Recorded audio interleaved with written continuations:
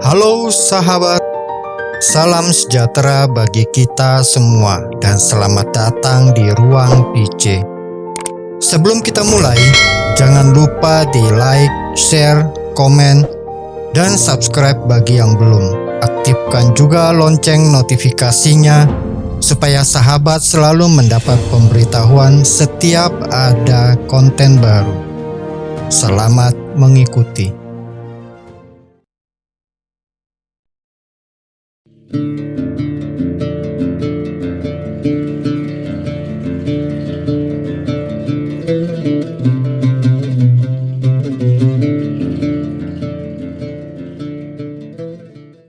Filipus berasal dari kota Betsaida di Galilea, sama seperti Rasul Andreas dan Rasul Petrus.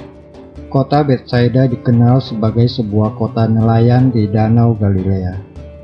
Dipercaya Filipus juga seorang nelayan dan mengenal Rasul Andreas dan Rasul Petrus.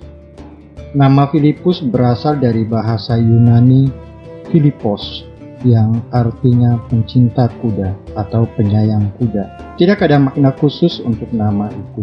Selain Filipus adalah seorang Yahudi dengan nama Yunani, yang diyakini memang Filipus akrab dengan budaya dan bahasa Yunani. Filipus merupakan salah seorang dari para rasul Tuhan Yesus. Sehari sebelum Tuhan Yesus memutuskan untuk pergi ke Galilea, Tuhan Yesus telah memanggil Yohanes, Andreas, dan juga Petrus.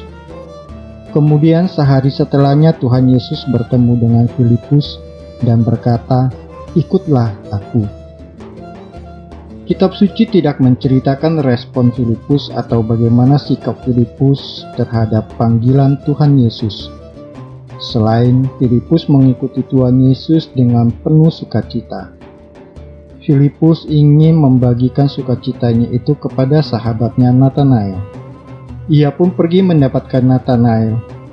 "Kami telah menemukan dia yang disebut oleh Musa dalam kitab Taurat dan oleh para nabi," kata Filipus, yaitu Yesus dari Nazaret. Nathanael tidak terlalu antusias pada awalnya. Menurutnya Nazaret hanyalah sebuah kota kecil dan bukannya sebuah kota besar dan penting seperti Yerusalem. Jadi, kata Nathanael, "Mungkinkah sesuatu yang baik datang dari Nazaret?" Tetapi Filipus tidak marah mendengar jawaban sahabatnya itu. Ia hanya mengatakan, "Mari dan lihatlah." Nathanael pergi menjumpai Yesus. Setelah berbicara dengannya, Nathanael juga menjadi seorang pengikut Kristus yang setia. Tidak dijelaskan bagaimana sikap Filipus dapat mengetahui tentang kitab suci dan juga tentang Mesias.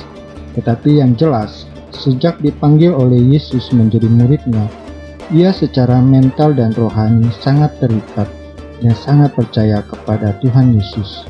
Filipus bukan seorang yang sepintar seperti Nathanael.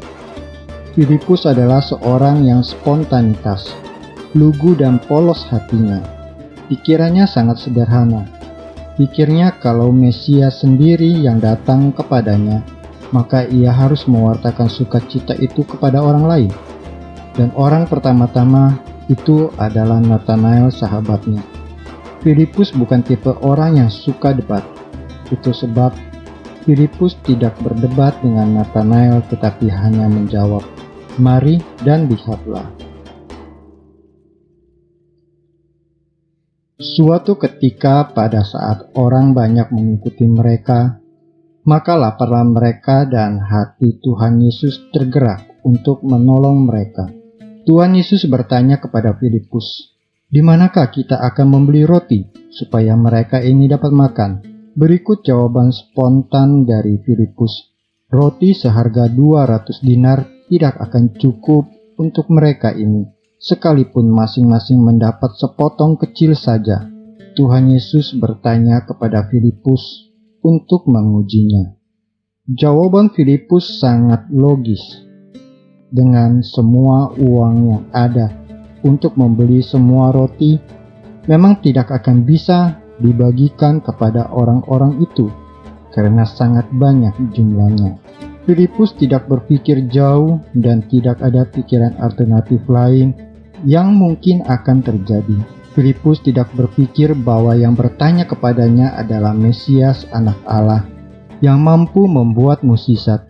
Di awal Yesus tentu sudah tahu apa yang harus dibuat olehnya.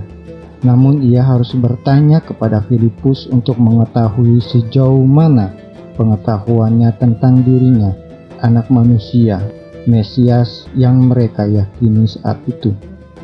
Filipus tidak mampu melihat kemungkinan mukjizat yang akan dibuat oleh Yesus saat itu.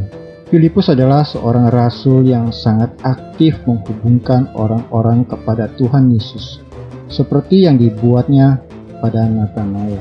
Di suatu kesempatan saat Yesus dan para murid berada di Yerusalem dan mereka sedang beribadah di sana, ada sejumlah orang-orang Yunani beragama Yahudi yang juga sedang beribadah di sana. Menariknya mereka mencari Filipus terlebih dahulu.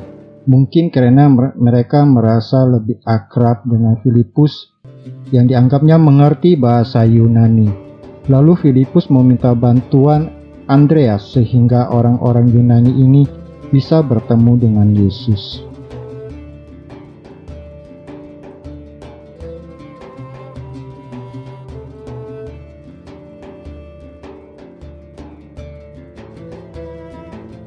Menurut Injil Yohanes, tak kala Yesus sedang mengadakan perjamuan Paskah Yahudi bersama para murid.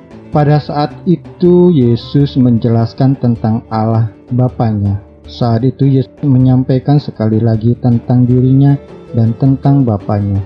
Barang siapa yang mengenal Anak, maka ia juga mengenal Bapa. Yesus menjelaskan kalau ia harus pergi ke rumah Bapa sebelum mereka.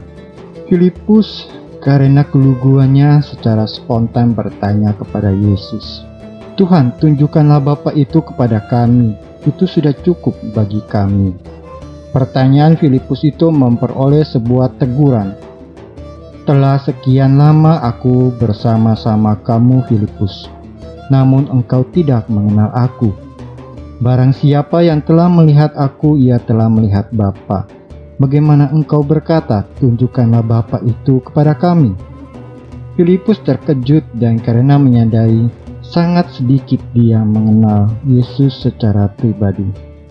Tetapi kita harus mengapresiasi Filipus. Karena pertanyaan itu para murid dan kita semua juga baru tersadarkan kalau Allah Bapa ada di dalam Yesus dan Yesus ada dalam Bapa. Barang siapa yang melihat Yesus, berarti ia juga telah melihat Bapa. Setelah kebangkitan Yesus, Filipus adalah salah satu murid Yesus yang karyanya paling banyak dicatat di dalam Kisah Para Rasul. Selain Petrus dan Paulus, Filipus pergi memberitakan Injil di Samaria.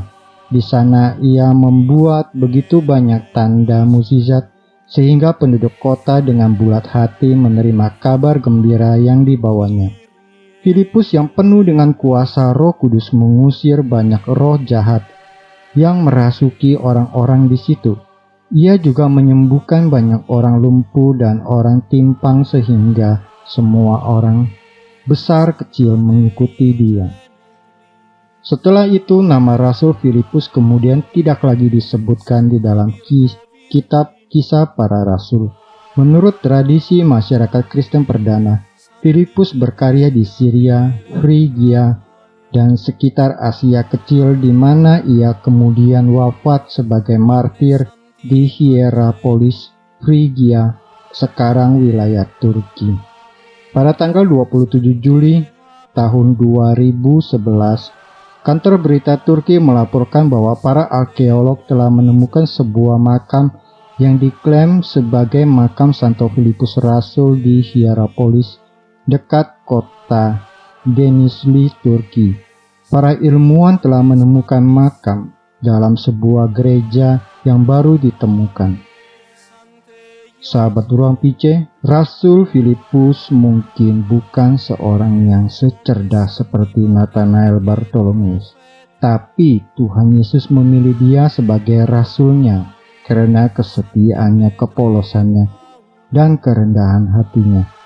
Ia mungkin tidak mampu melihat Yesus secara utuh dikala waktu masih bersama, tetapi Rasul Filipus sangat mencintai Yesus tanpa syarat. Santo Filipus menjadi Rasul Tuhan Yesus yang diutus kemana saja ia diminta sampai akhir hidupnya. Santo Filipus banyak mewartakan Injil. Ia menyembuhkan orang-orang sakit dan mengusir setan. Santo Filipus, doakanlah kami. Amin.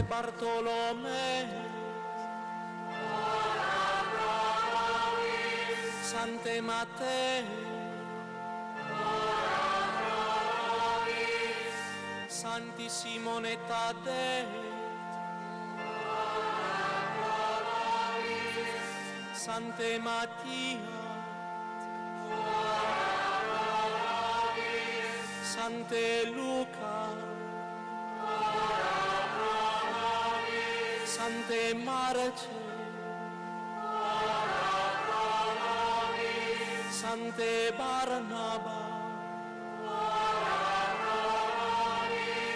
Santa Maria Magdalena, omnes santi discipuli Domini, Sante Stefane, Sante Ignazio. Sahabat Ruang PC, demikian episode kali ini. Silakan tulis komentar Anda untuk saling berbagi. Kasih like bila Anda suka, bagikan ke teman-teman, keluarga, atau media sosial Anda supaya bisa memberi inspirasi. Subscribe atau tekan tombol loncengnya supaya Anda selalu mendapat pemberitahuan setiap ada video baru. Tuhan memberkati. Non scole sed vita discimus.